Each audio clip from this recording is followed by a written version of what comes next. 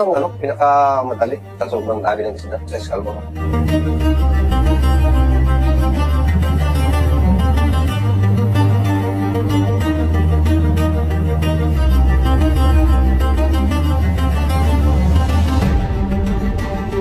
Nilapitan kami ng Chinese Coast Guard.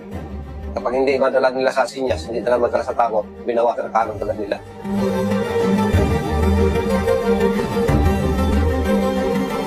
Hindi na rin makapasok kasi dun sa Calbure. Nandito na lang sila sa tabi.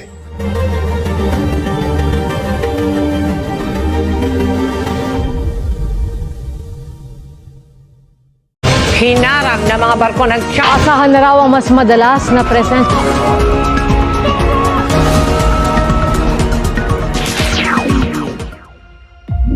The West Philippine Sea. Its waters calm and vast, its beauty undeniable, yet beneath the surface lies a region gripped by geopolitical tension. It is maritime zone rich in life and resources, but also fraught with disputes. Here, multiple nations claim the same waters in a struggle that reaches beyond borders. This is more than a territorial conflict. This is a test of international law, national identity, and regional stability. The West Philippine Sea is a cradle of biodiversity. Its reefs and waters support entire ecosystems and the livelihood of thousands of Filipino fishermen. But beyond its environmental value, this sea is one of the world's busiest maritime highways. Over a third of global trade passes through it, making it vital to the global economy. Beneath the seabed lie untapped reserves of oil and natural gas, resources that could shape the economic future of the region. This is why the West Philippine Sea is not just important, it's indispensable.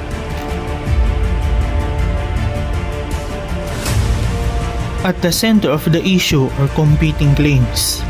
China asserts ownership of nearly the entire South China Sea through its so-called Nine-Dash Line, a sweeping boundary based on historical assertions. But under international law, particularly the United Nations Convention on the Law of the Sea or UNCLOS, such claims hold no weight. The Philippines claims its maritime rights through its 200 nautical mile exclusive economic zone. These legal zones are internationally recognized, but enforcement remains a challenge. In 2013, the Philippines challenged China's expansive claims in court. 3 years later, the Permanent Court of Arbitration delivered a decisive ruling. China's Nine-Dash Line had no legal basis under UNCLOS. The tribunal also declared that China had violated Philippine sovereign rights by interfering with fishing and energy exploration.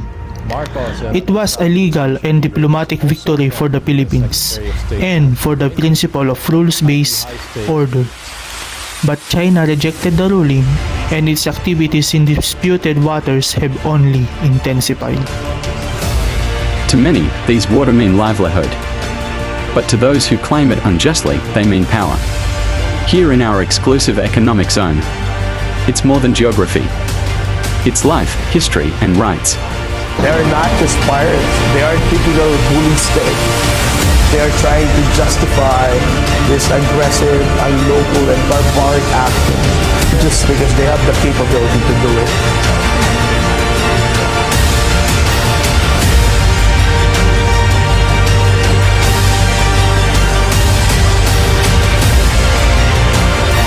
Despite the ruling, the situation remains tense. Chinese ships, militia and Coast Guard continue to patrol contested zones.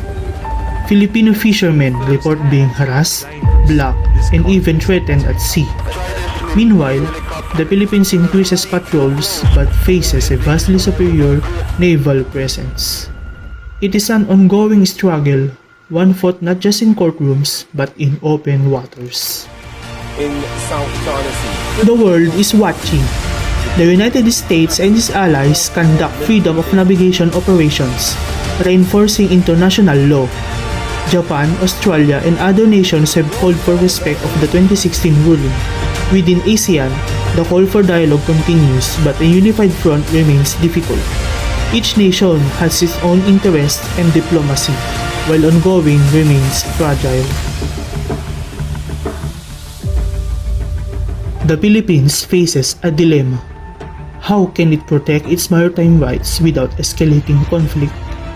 The government is increasing investment in naval defense. Advocacy groups are pushing for stronger maritime laws and education. And young Filipinos, future leaders, are raising awareness through online campaigns and grassroots initiatives. While the path is uncertain, the fight for sovereignty and peace continues.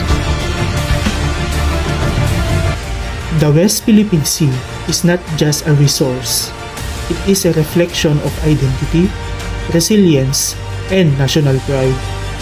Its story is one of courage, conflict, and an enduring call for peace.